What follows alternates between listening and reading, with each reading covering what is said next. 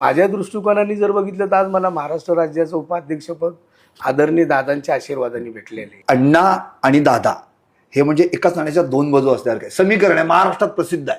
म्हणजे अगदी 2019चा पहाटेचा शपथविधी असो, अण्णा दादांसोबत हजर. अगदी 2023ची महायुतीमध्ये जायचं असेल, अण्णा दादांसोबत हजर. हे तुमच्या दोघांचं बॉन्डिंग काय? राजकारणामध्ये आजकाल तुम्ही बघताय, आता कुठल्या पक्षात आहे, उद्या सगळ्या कुठल्या पक्षात आहे, पण माझ्याकडनं कधीच झालेलं नाही. म्हणजे गेली राष्ट्रवादी काँग्रेस पक्षाची स्थापना झाल्यापासून 1999 पासून आजपर्यंत जिथं दादा असणार तिथं मी असणार. बरोबर, हे माझं ब्रीद वाक्य होतं. बरोबर. आज पण मी त्या वाक्याशी ठाम आहे. मला स्वतःला अभिमान आहे की मी दादासोबत एकनिष्ठ आहे आणि अख्ख्या महाराष्ट्रालाही माहिती. त्यामुळे पुढील काळातही मी त्यांच्यासोबतच राहणार आहे. आता 27 वर्ष झाली तुम्हाला, तुम्ही दादांसोबत दादासोबत. आहात.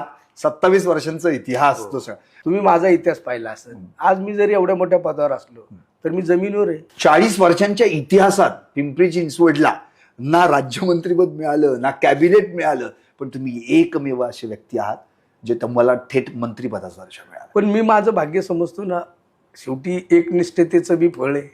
मी त्यांच्यासोबत राहिलो ना. बरोबर. त्या टायमाच्या काळात तुम्हाला माहिती किती लोक अशी गेली निघून की आदरणीय दादासोबत राहिली, आदरणीय दादांनी त्यांना पदं दिली, पण मला तर काही न देताही मी राहिलो होतो. एकनिष्ठता काय असावी तर ते तुमच्याकडे बघायला मिळते. त्या गोष्टीचा मला स्वतःला आणि माझ्या कुटुंबाला, माझ्या सर्व मित्रपरिवारांना अभिमान आहे की आजपर्यंत आम्ही दादासोबत काल बी होतो, आज बी आहे, उद्या बी राहणार. एक पक्ष एक नेता. एकनिष्ठ दादासारख्या माणसाचा त्याला वरद राहणार आहे. आमचं कुटुंब तरी आज दादाशिवाय विचार करत नाही.